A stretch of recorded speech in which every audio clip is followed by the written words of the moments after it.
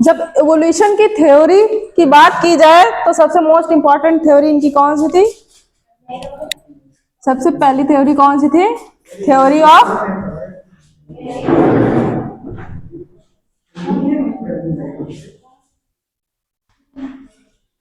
Lamarckism. Lamarckism कौन सी theory है? Theory of Lamarckism. Lamarck ने इवोल्यूशन के बारे में कौन सा कॉन्सेप्ट दिया था? क्या दिया था? तो लैमार्क का पूरा नाम क्या होगा?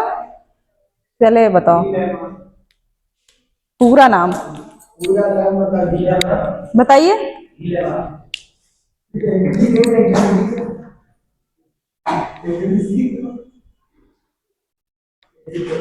जीन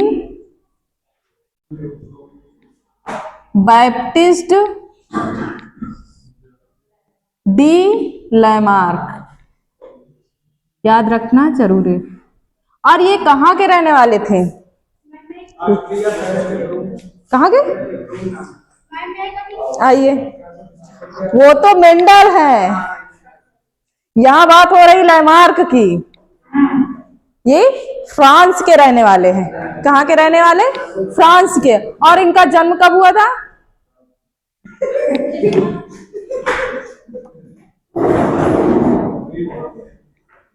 बताइए।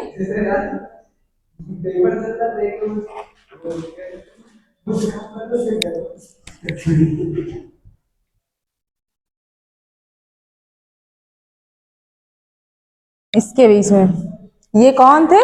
फ्रांस बायोलॉजिस्ट थे। कहाँ के थे? फ्रांस। फ्रांस के निवासी थे और क्या थे? बायोलॉजिस्ट।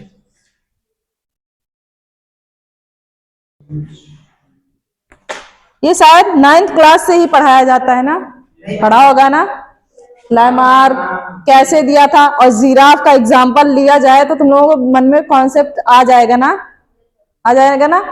तो लैमार्क ने क्या थ्योरी क्या दिया था? Acquired inheritance, acquired character. Means कोई भी ऑर्गेनिज्म जो कुछ भी एक्वायर्ड करता है वो उसकी जनरेशन में इनहेरिटेंस हो, एक पीढ़ी से दूसरी पीढ़ी में ट्रांसफर होता है। तो ऐसा पॉसिबल है कि एक्वायर्ड कैरेक्टर, मान लो कि तुम्हारी पापा बहुत मोटे ताजे हो, क्या तुम भी मोटे ताजे हो? ऐसे नहीं हो। बॉडी बिल्डर है, उसका बेबी बॉडी बिल्डर निकलेगा? बहुत पढ़ाकू मास्टर का लड़का मास्टर निकलता है? नहीं निकलता है ना? क्या बोले?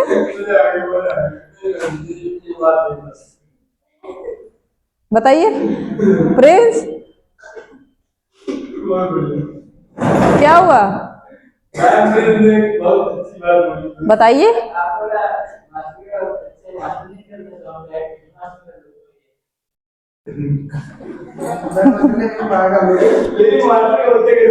और एक चीज इनके बारे में जनरल ये जान लो कि इनकी बुक कौन सी थी?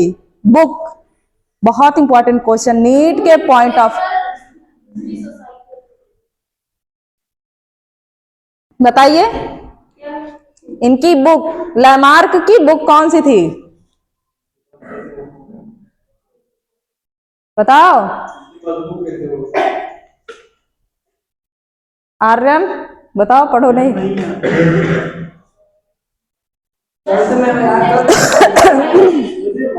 जूलॉजिक करके कुछ है, आगे क्या होगा बताइए?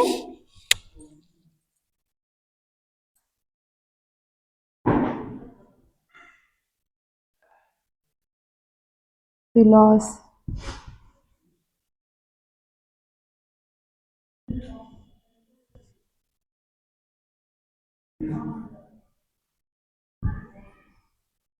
फिलोसफिक जियोलॉजिक, कौन सी बुक थी? Philosophy geologic. समझ में आया?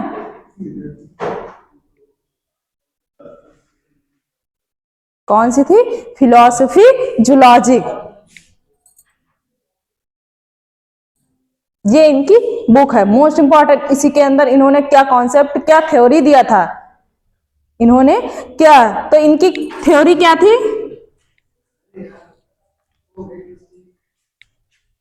Inheritance of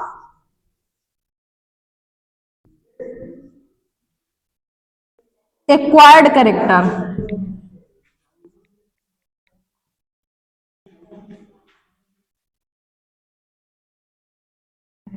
inheritance of acquired character का मतलब क्या होगा? एक्वायर किया, उपार्जित, हिंदी में क्या कहेंगे? उपार्जित लक्षणों की वंशागति।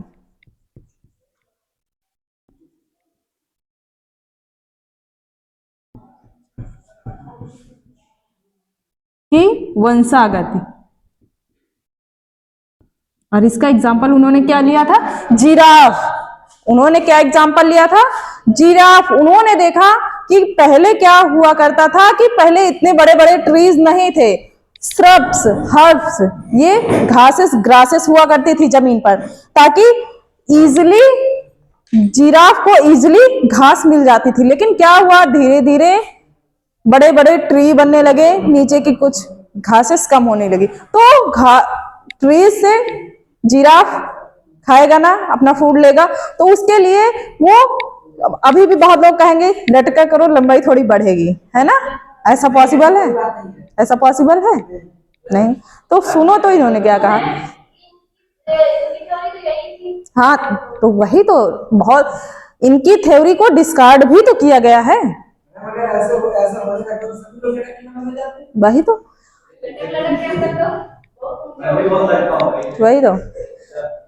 क्या हुआ था कि इन्होंने कहा कि जो जिराफ होता है वो अपनी गर्दन का बहुत ज्यादा इस्तेमाल करने लगा और ऊंचाई को बढ़ने लगा, जिससे कि उसकी नेक क्या हो गई? लंबी हो गई। जिराफ की नेक क्या हो गई? लंबी हो, और उसकी आगे आने वाली जनरेशन में भी लंबी गर्दन वाले ही जिराफ पैदा होंगे। लंबी गर्दन वाले जिराफ ही पैदा होंगे। इनका ये कॉन्सेप्ट था। तब सन देखना, इसी के बीच की बात है, इन्होंने ये कॉन्सेप्ट दिया था। इसके बाद दूसरा कहा था use and disuse character, means organ, जिस ऑर्गन का हम ज्यादा यूज करेंगे वो बड़ा, मतलब बढ़ेंगे, बड़े होंगे, और जिनका यूज नहीं करेंगे वो विलुप्त हो जाएंगे, डिसअपियर हो जाएंगे।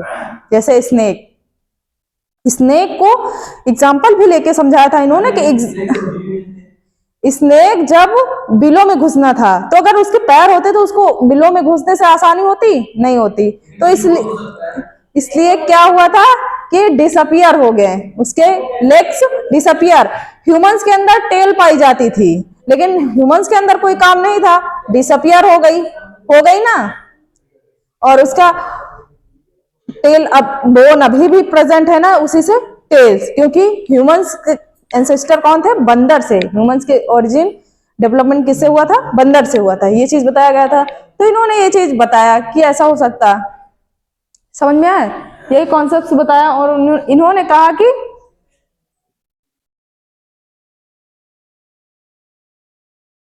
मतलब इन्वायरमेंटल के अकॉर्डिंग जो भी इफेक्ट पड़ेगा, न्यू नीड होगी। क्या चीज? पैर नहीं है, तो उन्होंने यही बताया था कि पैर तो नहीं है, लेकिन पहले हुआ करते थे। इन्होंने ऐसा कहा कि पहले हुआ करते थे, लेकिन स्नेक को कोई जरूरत नहीं थी पैर की, और उसके पैर डिसअपियर हो गए। लेकिन इसको डिस्कार्ड भी किया जा सकता है ना, कि ऐसा नहीं है। ऐसा तो सभी लोग जानते हैं, जो बॉडी बिल्डर होता है उसका बच्चा बॉडी बिल्डर नहीं होता, उसके अंदर स्ट्रॉन्ग मसल्स नहीं होती है, नहीं होती है। और ये भी देखा गया कि जैसे विद्यार्थी हम लोग ज्यादा यूज करते हैं, ज्यादा पढ़ाई करते हैं आंखों, क्या हमारी आंखें बड़ी हुई? नहीं है। जैसा साइज मेरी मम्मी नहीं पढ़ती, जैसा साइज उनका है वैसा साइज हमारा भी है कि नहीं? तो इन्होंने कहा कि जिस ऑर्गन का ज्यादा यूज होगा वो बड़ा होगा, और जिसका यूज नहीं होगा, मतलब जिराफ ने अपनी गर्दन का ज्यादा यूज किया तो गर्दन बड़ी हो गई, और स्नेक ने अपने पैर का यूज नहीं किया तो विलुप्त हो गया। इन्होंने ऐसा बताया। लेकिन इसके बाद आए थे वीजमान। कौन आए थे? वीजमान, जिनकी क्या थ्योरी थी?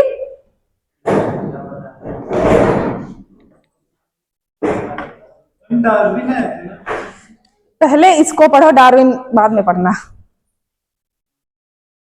वीजमैन, जिन्होंने इनकी थ्योरी को थोड़ा सा सपोर्ट किया कि हाँ ये बातें सही हो सकती हैं। इन्होंने जैसे कहा कि इनहेरिटेंस ऑफ एक्वायर्ड कैरेक्टर, नहीं, जर्म प्लास थ्योरी। वीजमैन ने कौन सी थ्योरी थी दी थी?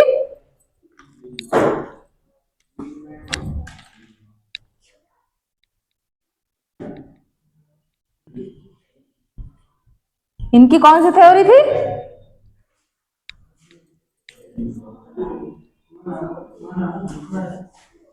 जर्म प्लास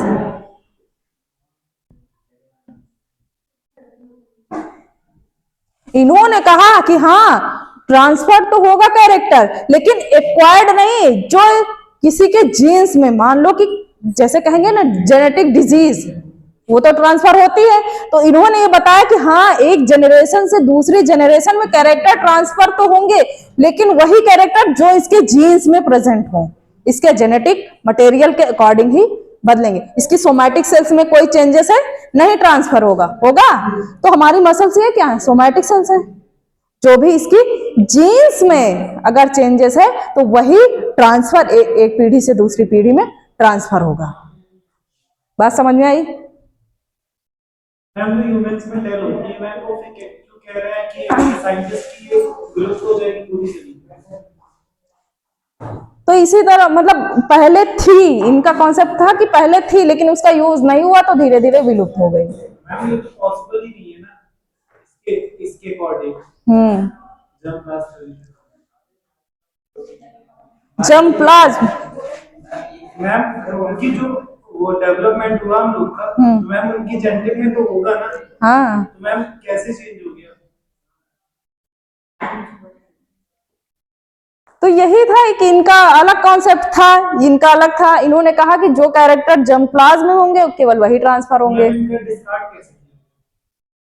इनके कॉन्सेप्ट्स को, इनके जो मतलब इन्होंने थोड़ा सा सपोर्ट किया, लेकिन और जितने इन्होंने ये नहीं बताया था कि एक्वायर्ड, इनकी बात क्या थी? एक्वायर्ड कैरेक्टर, कुछ भी हमारी मसल्स में चेंजेस है, कुछ भी चेंजेस है, तो जो भी एक्वायर्ड है वो सारे ट्रांसफर होंगे। वही तो एग्जाम्पल के थ्रू समझा रहे हैं। लेकिन भाई अब थ्योरी दिया है तो थ्योरी तो पढ़ना ही पड़ेगा।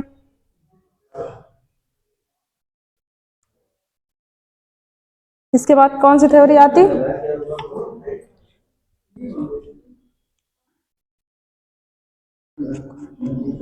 जैसे कि एक्वाटिक बर्ड्स की बीक देखा होगा, लंबी होती है, और सारी बर्ड्स की छोटी होती है ना। हाँ, तो उसके लिए हेल्पफुल भी है ना। अगर वो उसके लिम्स, पैर भी बड़े होते हैं ना, लिम्स भी बड़े रहते हैं ताकि वो पानी से बॉडी अटैच ना हो। तो जहां तक देखा जाए इन्होंने सही भी तो कहा है कि नीड के अकॉर्डिंग ही ऑर्गन बड़ा है। अगर भाई बर्ड्स है जो नॉर्मल बर्ड्स होती हैं, क्या वो पानी में जाके रह पाएंगी? नहीं होंगी। तो सबसे मेन बात है एडाप्टिव रेडिएशन, एडाप्टेशन होना चाहिए। उस कंडीशन के अकॉर्डिंग अपने आप को ढालना चाहिए ना। धीरे धीरे ढल जाते हैं। जैसे बहुत लोग गांव से आते हैं तो उनको दिक्कत होती है कुछ दिन के लिए, लेकिन धीरे धीरे क्या होता है, उसी अकॉर्डिंग ढल जाते हैं ना। जैसे यहाँ बहुत लोगों को भाई इंग्लिश में दिक्कत थी धीरे धीरे, लेकिन अब तो थोड़ा सा अच्छा लगने लगा है ना, लगने लगा है, अब सही लगता होगा। तो ये क्या है, तुम अपने आप को इस कंडीशन के अकॉर्डिंग ढाल रही हो, अडॉप्टेशन कर रही हो ना। लिखवा दे कुछ।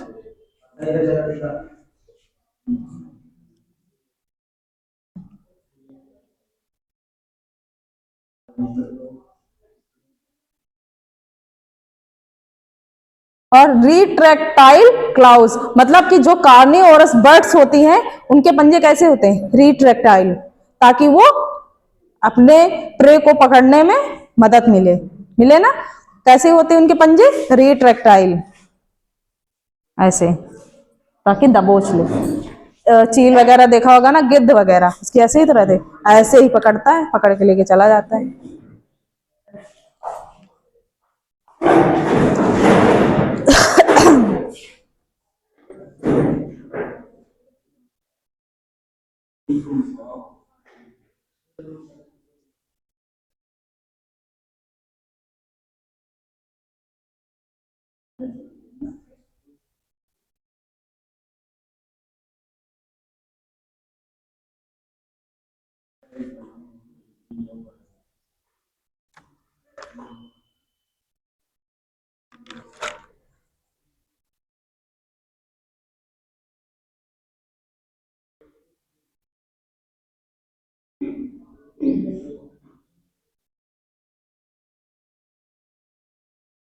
इसके बाद अगर डार्विनिज्म की बात की जाए, पीछे एक चीज रह गई थी,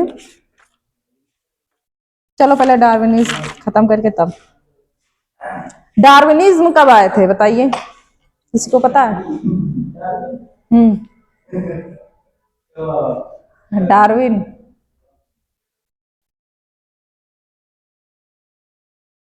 क्या दिया था? डार्विन ने क्या दिया था? डार्विनिज्म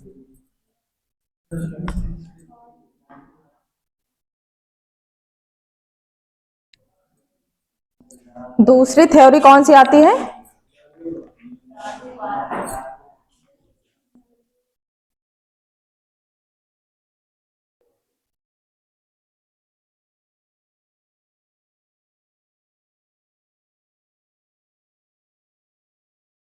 इनका पूरा नाम?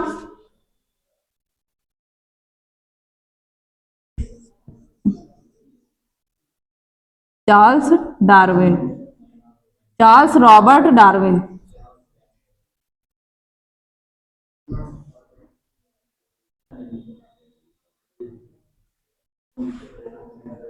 इनका जन्म कब हुआ था बताओ? उसी टाइम पे जब लैमार्क की थ्योरी पब्लिश हो रही थी, उसी टाइम पे इनका जन्म हुआ था। मजाक नहीं।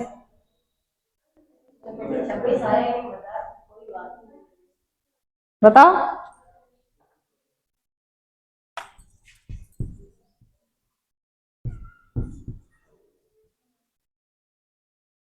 इनका जन्म कब हुआ था? 1809। 1800। तो ये कॉन्सेप्ट, और इनकी इनकी भी बुक बताइए। ये चीज एमसीक्यू के लिए मोस्ट इंपॉर्टेंट है। इनकी कौन सी बुक थी?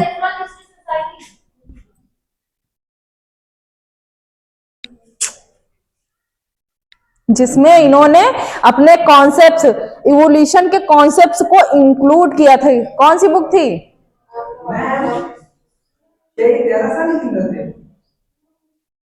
मैंने गलत कर दिया क्या? अरे 82 है, 22 नहीं।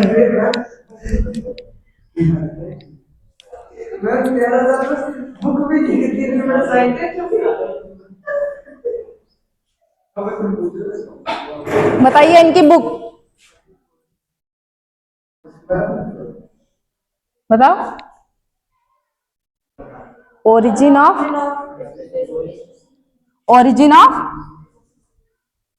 बहुत इंपॉर्टेंट, ये दोनों टर्म्स जरूर याद रखना। एमसीक्यू बहुत कंफ्यूजन होगी कि वो बुक लैमार्क की थी, ये थी, ये वाली थी, जिसमें इन्होंने इवोल्यूशन के कॉन्सेप्ट को इंक्लूड किया था।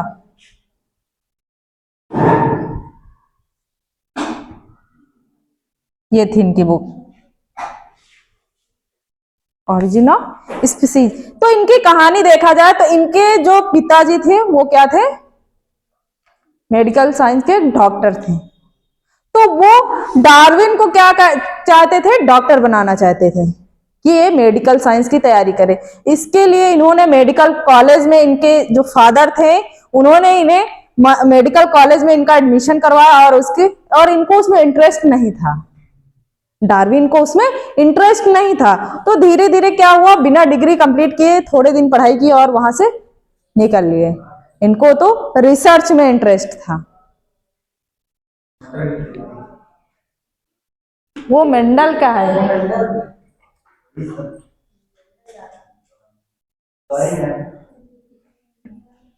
समझ में आया? तो क्या हुआ था, इनके लिए जहाज की यात्रा, कौन सी यात्रा? जहाज के ऊपर इन्होंने कुछ दिन के लिए, कितने साल के लिए? 5 साल यात्रा की। पानी में और किससे जाओगे?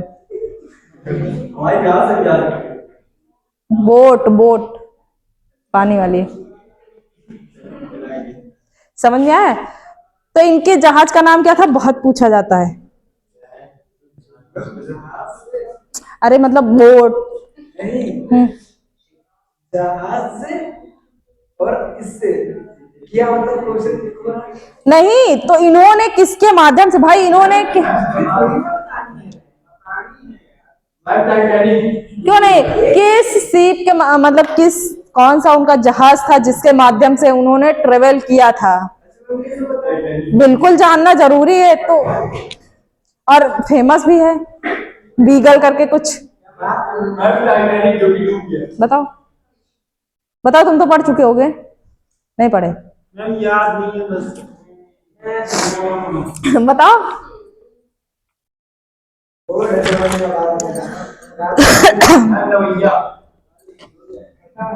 कौन से आइसलैंड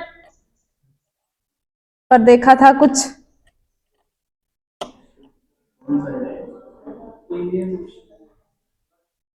बताओ।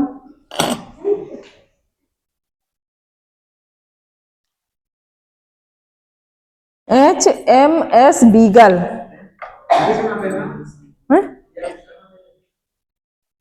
जहाज का नाम था गैलापागोस आइसलैंड।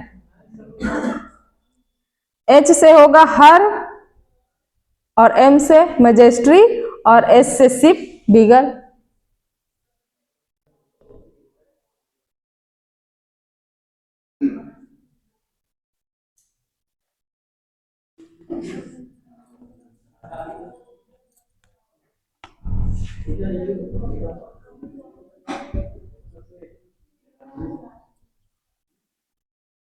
HMS beagle.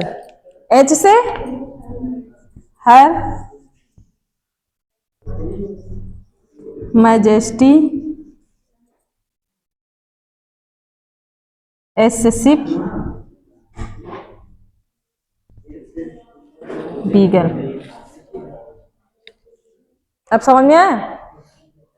इसी शिप से इन्होंने ट्रेवल किया था। और कौन सा आइसलैंड था?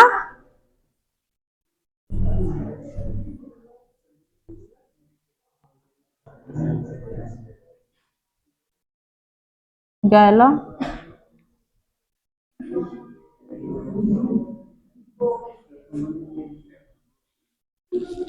Galapagos Iceland.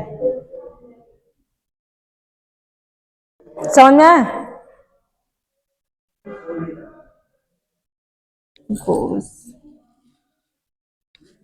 ये टोटल 22 आइसलैंड से मिलकर बना है, बहुत बड़ा आइसलैंड है। Total 22 island. समझ में आया? तो इन्होंने वाटर की जर्नी स्टार्ट की, किसके लिए? इवोल्यूशन के लिए, कि आखिर इवोल्यूशन के लिए कौन कौन से कॉन्सेप्ट मिल सकते हैं। तो इन्होंने कुछ दिया था जिसे डार्विन फिंचेस कहा जाता है। क्या चीज? इन्होंने बर्ड्स बीक देखा था, ब्लैक बर्ड की बीक्स। उन्होंने देखा कि जो कार्निवोरस बीक्स होती हैं उनका क्या मॉडिफिकेशंस है, जो सीड्स खाती हैं उनका क्या मॉडिफिकेशंस। तो इन्होंने देखा कि हाँ इवोल्यूशन में कुछ तो है।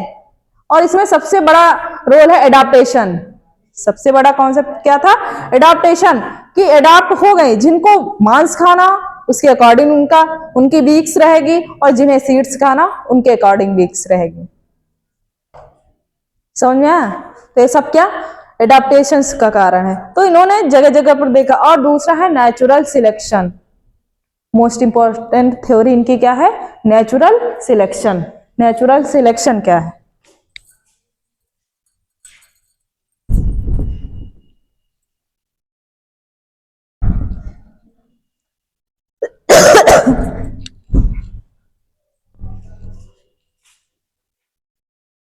अगर बात करें natural selection, most important point है, इसको स्किप मत करना। नेचुरल सिलेक्शन, डार्विन ने क्या दिया था? Natural selection.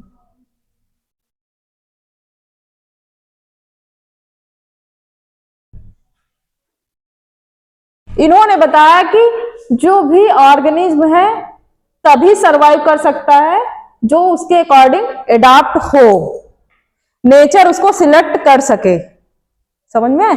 नेचर उस स्पीसीज को सिलेक्ट करती है, वो उस इन्वायरमेंट के अकॉर्डिंग रहने के लिए एडाप्ट है, उसके फिजिकल में वैसे कंडीशन है, एडाप्ट हो सकता है, उसे ही नेचर सिलेक्ट करता है। जो भी प्रोजेनी बेहतरीन प्रोड्यूस कर सके, जिसकी प्रोजेनी बेहतरीन प्रोड्यूस करे, वही ऑर्गेनिज्म सरवाइव कर पाएगा। इन्होंने 3 टाइप्स होते हैं नेचुरल सिलेक्शन के।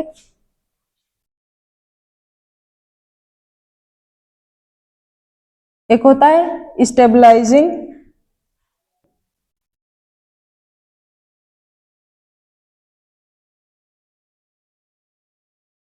और दूसरा होता है डिस्ट्रप्टिव, और तीसरा होता है डायरेक्शनल।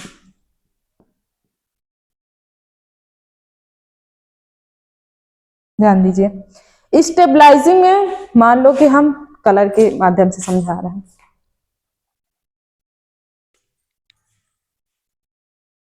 व्हाइट तो है ही नहीं, ये मान लो ब्लैक है और ये क्या है, व्हाइट।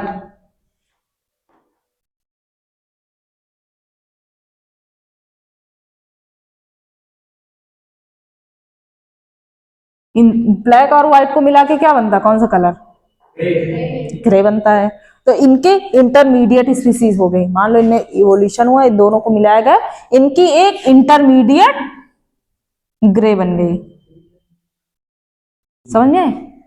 ग्रे बन गई, दोनों के इंटरमीडिएट।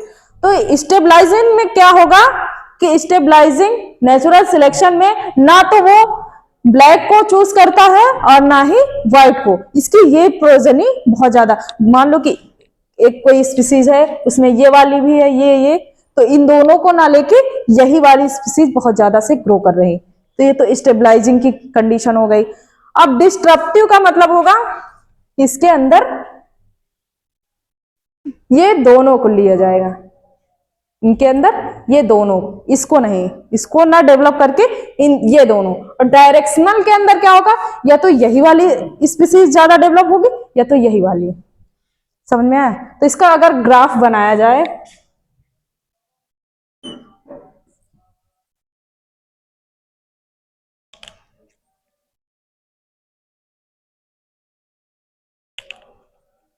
तो डिस्ट्रप्टिव के अंदर क्या होगी,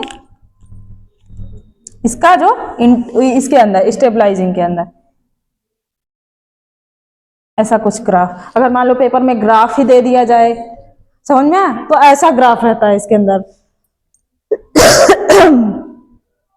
और डायरेक्शनल में क्या, वो डिस्ट्रप्टिव में क्या होगा,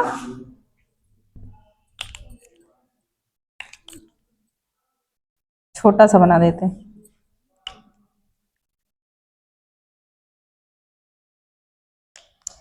या तो यह ब्लैक वाले को लेगा या फिर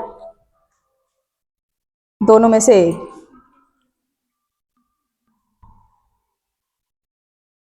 समझ में आया? और डायरेक्शनल में क्या होगा,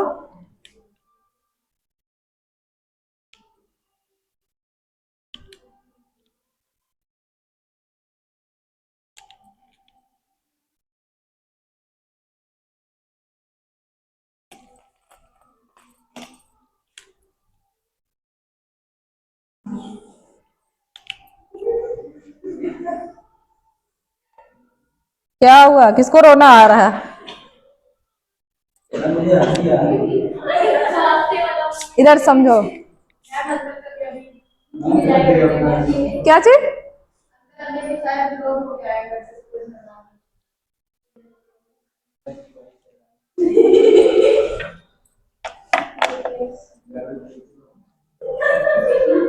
ये ग्राफ नोट कर लो, ग्राफ को, है ना।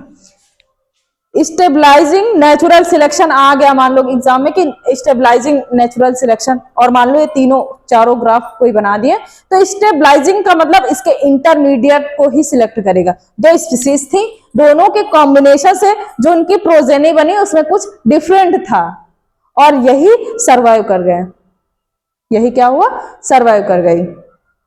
तो ये बात हो गई। सेकंड में आएगा डिस्ट्रप्टिव, मीन्स ये जो दो स्पीसीज थी, इनमें से या तो ये इस स्पीसीज को सिलेक्ट करेगा या तो फिर इस स्पीसीज को डिस्ट्रप्टिव में। उसके बाद डायरेक्शनल में दोनों को, इंटरमीडिएट को छोड़ के इन दोनों को सिलेक्ट करेगा, दोनों को, दोनों बराबर की क्वांटिटी में रहेंगे। जैसे ऐसे गोला बना के कुछ बना दे क्या, इसके अंदर पहले क्या थी, ब्लैक वाली थी, व्हाइट थी, और इसकी स्पीसीज ज्यादा हो गई ग्रे वाली की।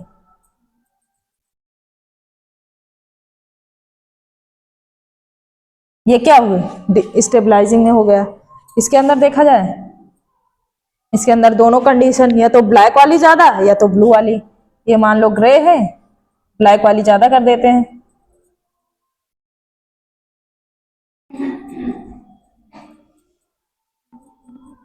ये व्हाइट है। अब समझ में आया, डायरेक्शनल में क्या होगा, एक तो ग्रे वाला बचा, बाकी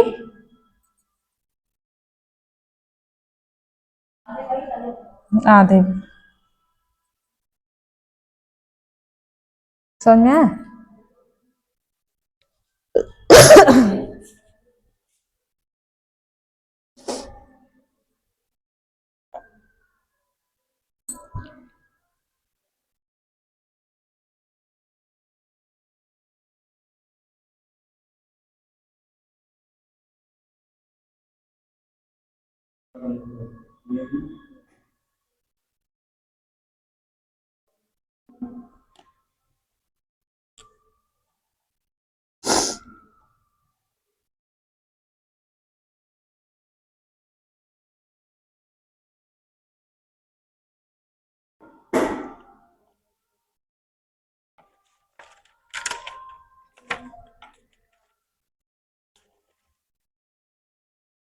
उस दिन एम्ब्रियोलॉजिकल एविडेंस बताया था ना,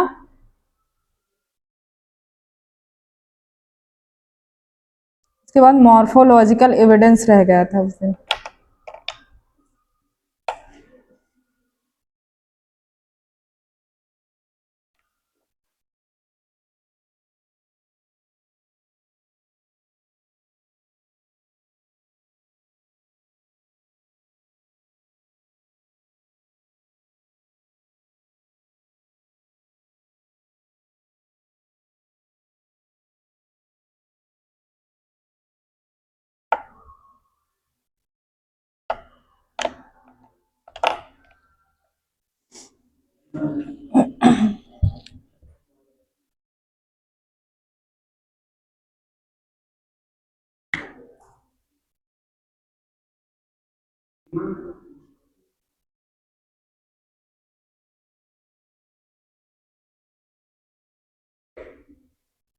बताओ, लैमार्क की बुक का नाम बताओ। प्रिंस बताएंगे, प्रिंस, लैमार्क की बुक का नाम क्या था। लैमार्क, लैमार्क का पूरा नाम।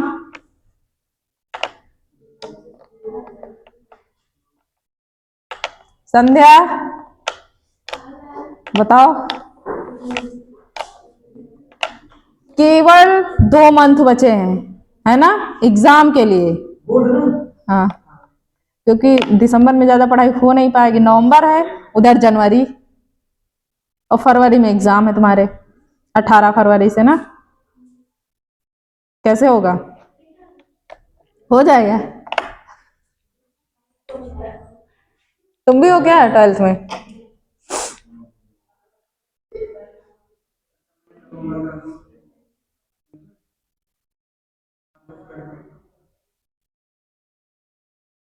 क्या हुआ मयंक, नहीं कौन, बहुत दिन बाद एक तो आए हो और हंस रहे हो, मयंक को डिस्टर्ब कर रहे हो तुम।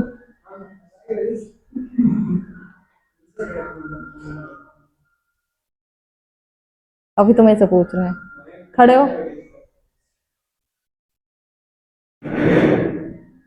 ये बताओ, जो स्टैनले मिलर थे, उन्होंने अपने उनका प्रयोग, उन्होंने अपना जो प्रयोगशाला में प्रयोग किया था, कैसे क्या किया था, बताइए, समझाइए सबको। इधर उधर नहीं, जस्ट सामने देखो केवल। बताओ। जो स्टैनले मिलर थे उन्होंने क्या दिया था, एक तो ओरिजिन ऑफ लाइफ का कॉन्सेप्ट दिया था कि आखिर लाइफ की ओरिजिन हुई तो कैसे हुई, ये दिया था ना। कैसे हुई बताइए। नहीं पता। आर्यन बताओ। नहीं यार।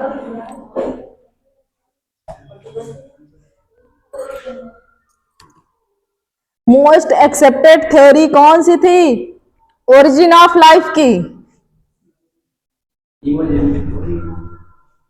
हाँ, और उसमें क्या हुआ था? लाइफ की ओरिजिन हुई थी कैसे, कौन कौन से केमिकल्स प्रेजेंट थे?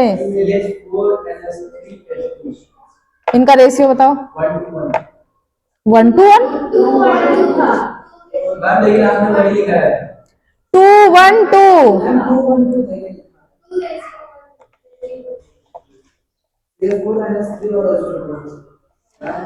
मतलब कि जो मीथेन था 2 के रेशियो में था, और अमोनिया 1, और हाइड्रोजन 2।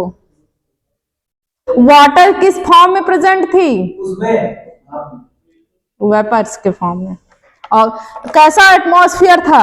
बहुत ही मतलब क्या? Degree Celsius. तो क्या ऐसे इतने हाई टेम्परेचर में लाइफ का रहना पॉसिबल था? टेम्परेचर डाउन हुआ, रेडिएंस हुए। और क्या हुआ था? हाँ बताओ। फॉर्मेशन ऑफ ओशियन बने थे। हाँ, पहले सबसे पहले क्या बने थे? प्रिमिटिव ओशियंस बने थे। और बताओ।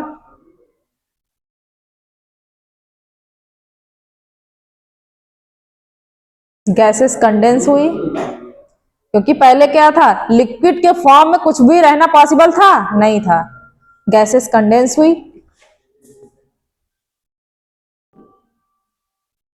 रिवाइज कर लिया करो, यहां से जाया करो ना तो बुक थोड़ा ओपन करके कुछ डीपली पढ़ा करो। नहीं पढ़ते ना यहां से जाके कोई भी? नहीं पढ़ते, कैसे निकालोगे एग्जाम? तभी तो एग्जाम क्लियर होगा जब अच्छे से पढ़ाई करोगे।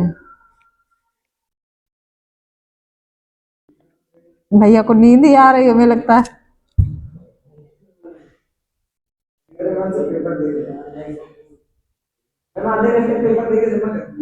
कौन? किसका?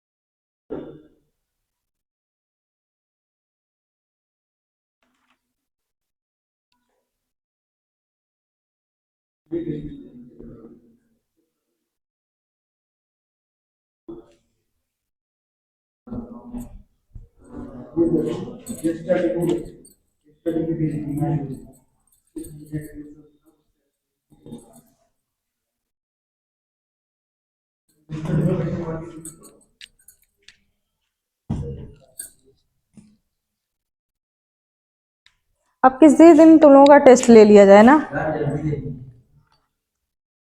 आज जाके पेपर बनाते हैं, ठीक है? और लेकिन सारे चैप्टर लेंगे जितना अभी तक मैंने पढ़ाया।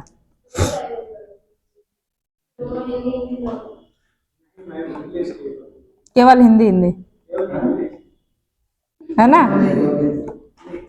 नहीं दोगे? समझ में नहीं आती हिंदी? नहीं, दोनों में रहेगा, बाई लैंग्वेज। अच्छा, उन लोगों का क्या होगा?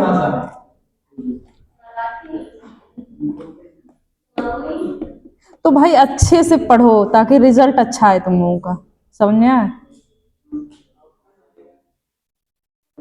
हाँ, ऑप्शनल।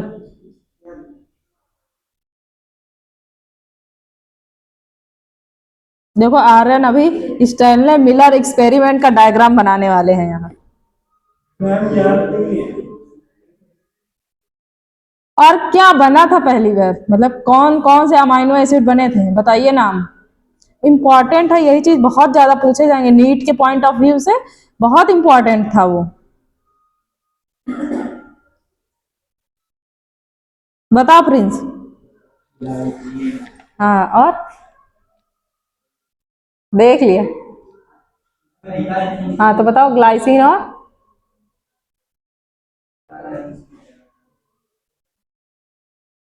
ग्लूटामेट, एस्पार्टेट, एलानिन, ये पहली बार ऑब्जर्व किए गए थे।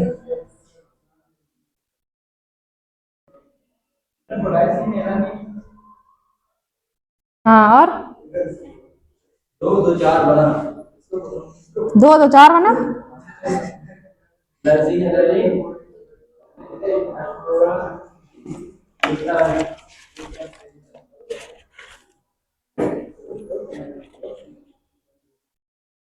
और हाँ, ये जो डार्विन थे पहले मतलब विश्वास रखते थे किस पे?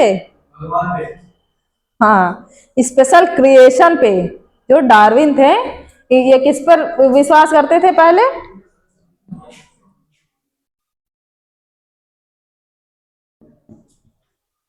डार्विन बिलीव किस पे?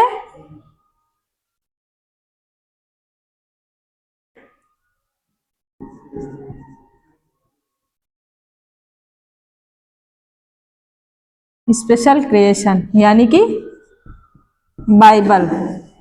हमने पढ़ाया था ना कुछ बाइबल के अकॉर्डिंग। बाइबल में क्या लिखा हुआ था? हाँ, लाइफ की ओरिजिन 6 दिन में हुई। पहले दिन क्या बने थे? स्वर्ग। और दूसरे दिन? और तीसरे दिन? पेड़ पौधे। और चौथे दिन? और पांचवें दिन? और छठवें दिन? और स्त्रियों का जन्म कैसे हुआ? और जो पहला पुरुष था उसका नाम क्या था? एडम।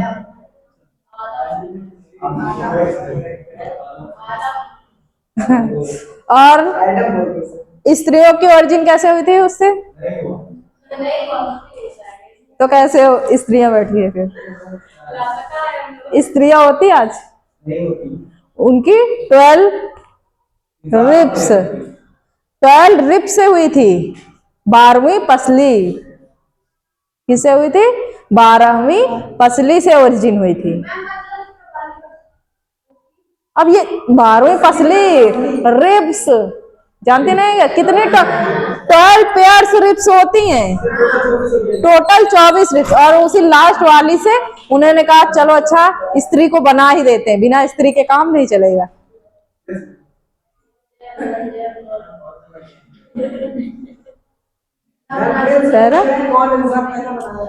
है? किसने बनाया ना? वही तो भगवान ने बनाया। इनकी थ्योरी का कहना था कि भगवान ने बनाया। ये बाइबल क्या है? ग्रंथ है। ये तो बाइबल ग्रंथ है। हाँ, पुराण, पुराण में भी बनाया था कि ब्रह्मा जी ने पूरी सृष्टि का निर्माण किया, लेकिन ब्रह्मा जी को किसने बनाया?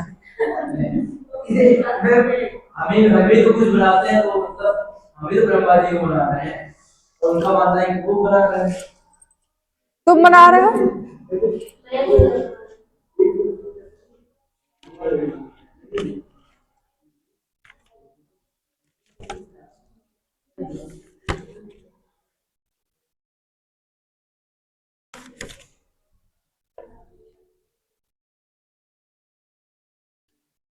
ओपेरेन हेल्डेन की जो थ्योरी थी उसमें कौन कौन से स्टेप्स थे? आ जाओ आगे, आ जाओ संध्या।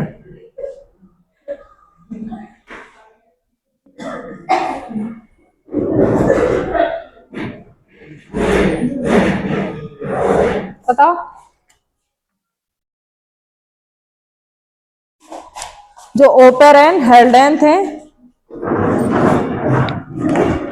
रिवीजन करवा रहे हैं, कुछ पता नहीं है तुम लोगों को।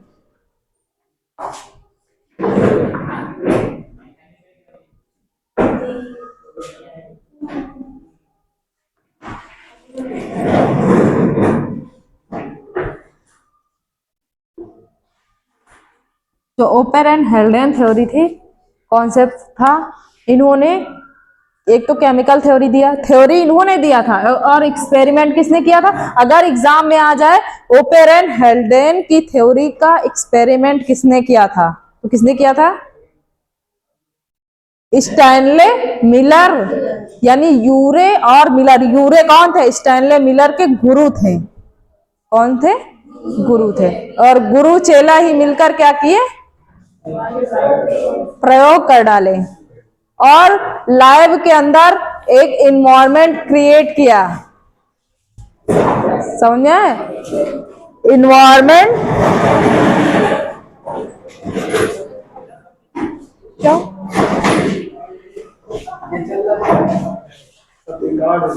हाँ चल रहा है।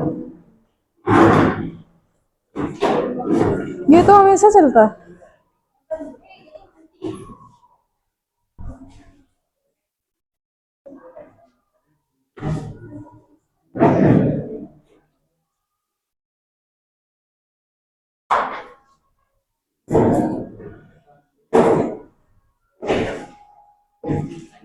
अच्छा, स्पेशल क्रिएशन को सपोर्ट किसने किया था?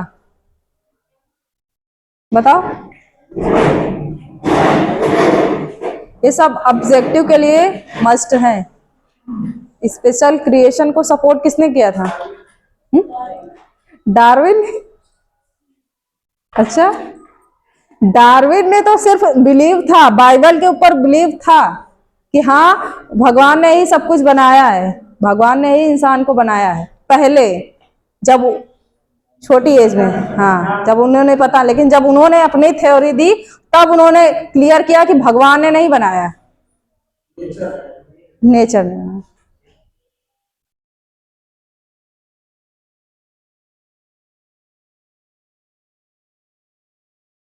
तो फिर टेस्ट लेते हैं तुम लोगों का,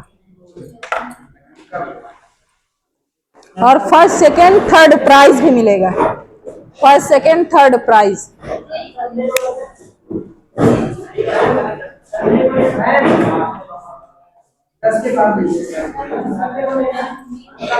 संडे को खुला रहेगा क्या? क्यों? क्यों?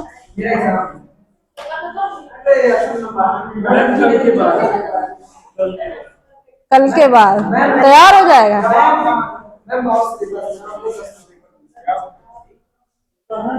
चलो ठीक है, लेकिन तैयारी अच्छी करो, फिर टाइम लो लेकिन तैयारी अच्छी करो। यहाँ के जाने के बाद तुम लोग रिवीजन किया करो।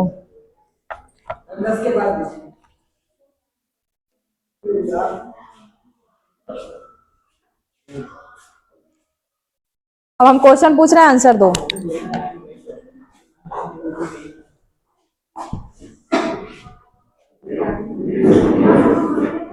और चीटिंग कोई नहीं गए।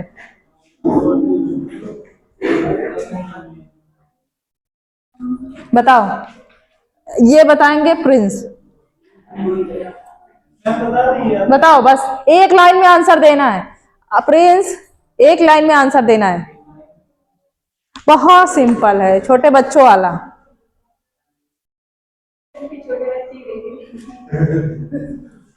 बहुत बड़े हो गए हो क्या तुम लोग? क्या चीज? तब तो विश्वास हो गया कि तुम लोग को टेस्ट लेना ही बेकार है।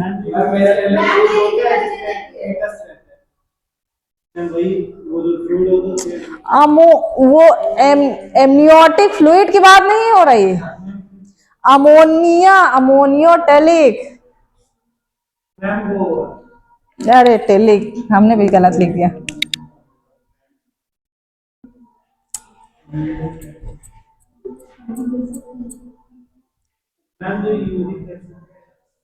अच्छा, यूरिक एसिड करेंगे तो उनको यूरिकोटेलिक, बहुत कंफ्यूज, बहुत सिंपल है, बहुत सिंपल है भाई। इससे आइडिया लग रहा है तुम लोग कितना अभी मार्क्स दे सकते हैं, 2-2 नंबर दे दे बस। अरे जो अमोनिया का सिक्रीशन करेंगे वो अमोनियोटेलिक होंगी, जैसे एग्जाम्पल में फिशेस, और एग्जाम्पल जरूर लिखना है, जो भी डायग्राम बनाने लायक। अच्छा हाँ, लेकिन उसमें ऑब्जेक्टिव, सब्जेक्टिव ले लें क्या? ऑब्जेक्टिव क्वेश्चन होंगे। अगर तो क्या हुआ मैम एग्जांपल नहीं आप इसके दे दीजिएगा उसमें पूछेगा कौन से इसके एग्जांपल नहीं है सिंपल सर। बताओ। आप बीच में एक टीचर पूछना दीजिए।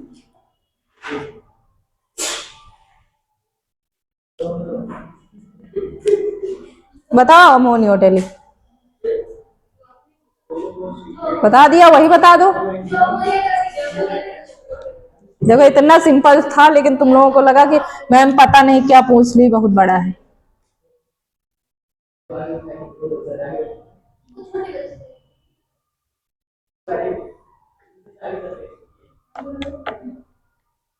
क्या हमारी बॉडी में डायरेक्टली यूरिया बनता है? मतलब स्क्रीटरी प्रोडक्ट क्या होता है? यूरिया होता है। तो क्या यूरिया ही बन जाता है? नाइट्रोजिनस वेस्ट क्या होता है? अमोनिया। पहले क्या बनता है? अमोनिया। और अमोनिया को यूरिया में कन्वर्ट कौन करता है? लिवर करता है। और लिवर का और बहुत ज्यादा काम है। और काम क्या करता है?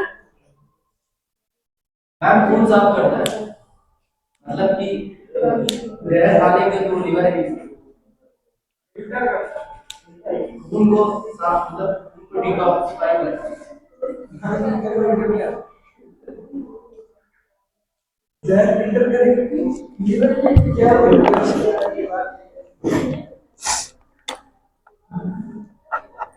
डिटॉक्सिफाई करेगा ना।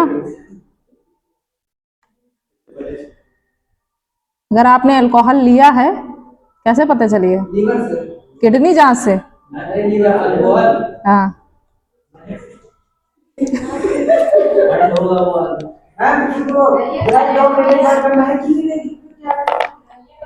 तो वही तो बता रहे हैं। महक नहीं रहती। 1-1 लाख की, 2-2 लाख की। नाम याद है 50-50 हजार की हमने देखा था। हमने देखा था 50 हजार वाली।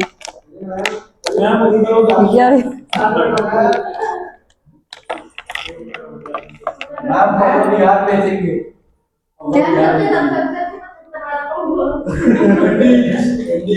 सबसे ज्यादा इफेक्टिव वही रहती है ना उसका।